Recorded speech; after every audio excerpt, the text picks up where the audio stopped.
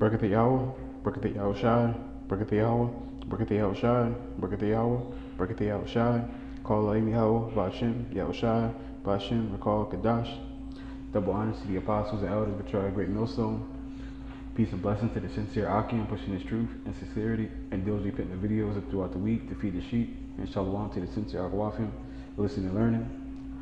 I'm a quad for the trumpet and VA camp. And I'm going to get right into it. This is Mark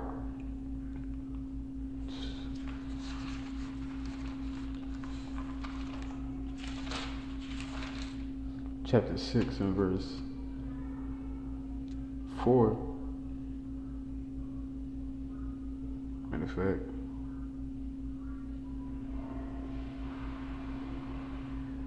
verse 6 and 1, it says that he went out thence and came into his own country, and his disciples followed him. And when the Sabbath day was come, he began to teach in the synagogue. So Yahushua was in his own country and decided to teach in the Sabbath in the synagogue. It says that many hearing him were astonished, saying, "From whence hath this man these things?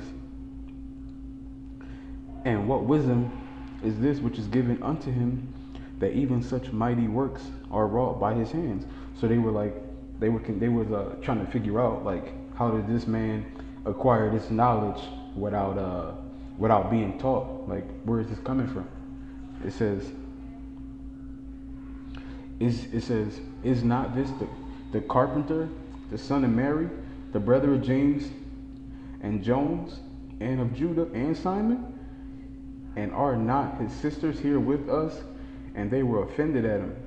So they were offended at his teachings, because we know Yahushua was talking about coming from heaven and being the bread of heaven, and being the Son of God, and giving repentance and forgiveness of sins. So people would hear this in his country. They'd be like, hold on, we know your mom, your dad, your sister, your brothers. We even know their line of work. Okay, how are you going to say you came from the heavens and you're the Son of God? We know you. It says, but Yahushua said unto them, a prophet is not without honor, but in his own country, and among his own kin, and in his own house. Right, because you gotta understand, right? Because when you come into this, people in the world and even in the truth, they're gonna try to compare you to the old person that you was, okay? And in a lot of instances, you're gonna be without honor or respect, okay? You're gonna be without it. Like, hold on, didn't you do so and so before? Or didn't you used to hang out with so and so? Or aren't you the same guy that did so and so? It's always going to be something along those lines, okay? And then our family members, they on that same spirit. Our women on the same spirit. They're thinking, how can you be a prophet or a man of the Lord when you are just a regular man? You work a 9 to 5, etc., etc., etc. There's nothing special about you. How can you be a man of the Lord? All right? Because you got this world is carnal. Okay, they don't believe in people can actually change through the spirit and power of Yahweh Shem Yahushua. Ultimately, people don't have faith. Okay, and they looked at Saul of Tarsus, which changed to Paul the same exact way. Like, aren't you the same guy who was persecuting the church, and now you're for it? Because that's all that people like to do, bring up the past.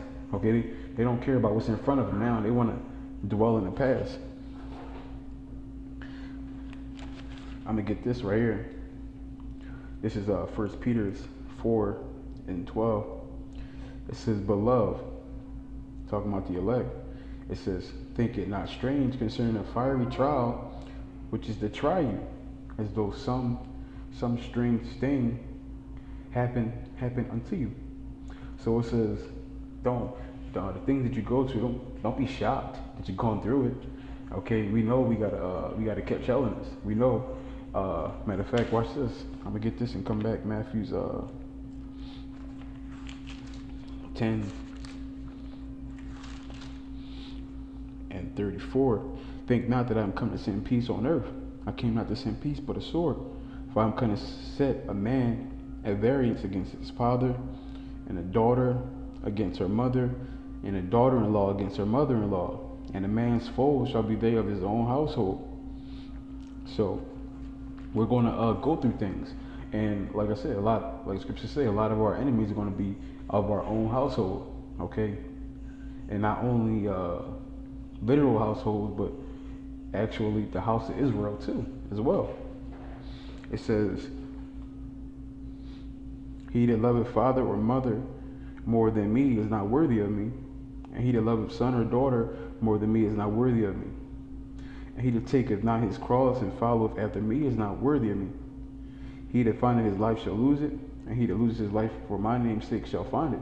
And you got a lot of guys who are losing their life for the sake of Yahweh Bashim Yahshua, for following after the truth and doing righteousness. Okay? You got that people that they're losing their lives. People don't want to deal with them. Women don't want to deal with them. The family don't want to deal with them, right? And ultimately, when you come in, some things are unavoidable. But as you get older in truth, and you start to move with more wisdom, you know what time to say things and what time not to say things.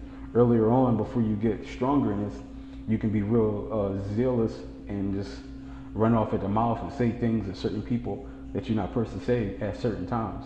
Okay, like you're not going to be at a job interview telling the interviewer he's going to slavery. Like, you're not going to do stuff like that.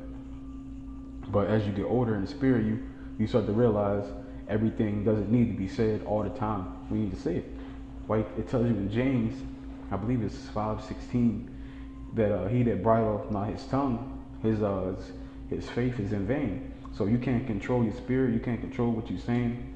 Everything you're doing is everything with this ministry is pretty much for nothing.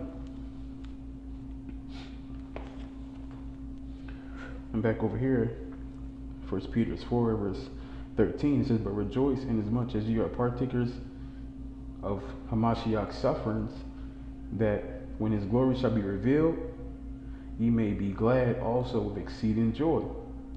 So it says, don't be upset that you're going through hell. Why? Because when it comes time to reap the benefits of enduring this hell, you're going to be happy.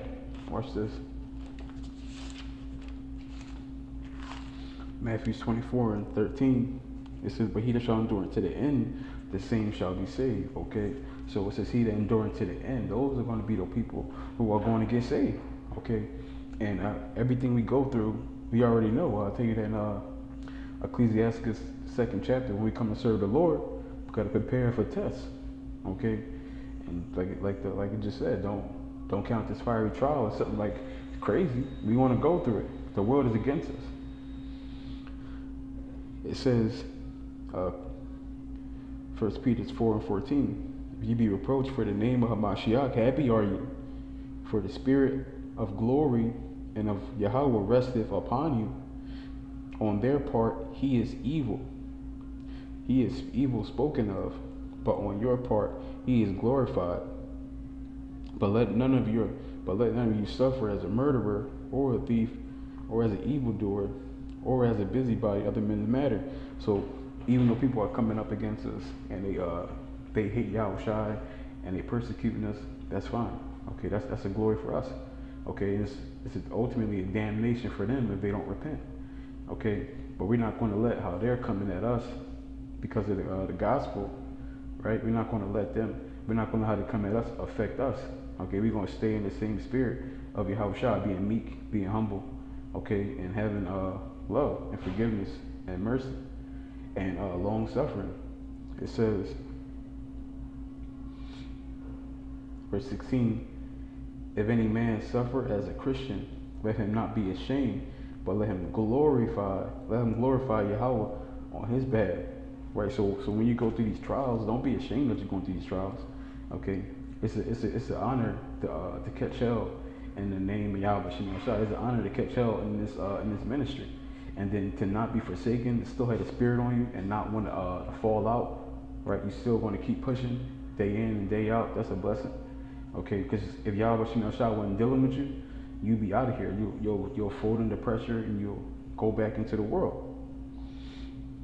It says, verse 18, if the righteous scarcely be saved, where shall the ungodly and the sinner appear? Wherefore let them that suffer according to the will of Yahweh commit the keeping of their souls to him, and well doing as unto a faithful creator. And how do we do that as a faithful creator? By being classy, okay? By being godly, which is showing forgiveness and mercy, being humble and meek, okay? Loving your people, okay? This is how you're going to be godly.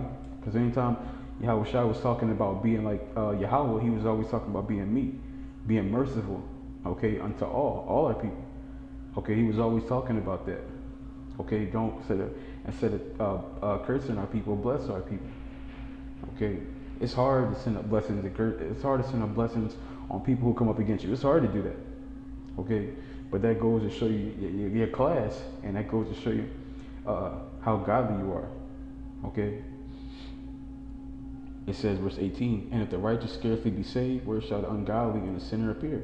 So, if we're going through, if the godly are going through these temptations and all these trials, what do you think is going to happen to the people on the other side who don't repent? Jacob's trouble. It's going to be a hell of a thing. Okay, like me, I did the boxing, MMA, like in the world, I'm a so-called tough guy. But when it comes to Jacob's trouble, I don't want no parts of that. Okay, I don't want no parts. I'll do anything not to be a part of the Jacob's trouble and be covered by Yahweh Shem Yahshua. This is why I do this work.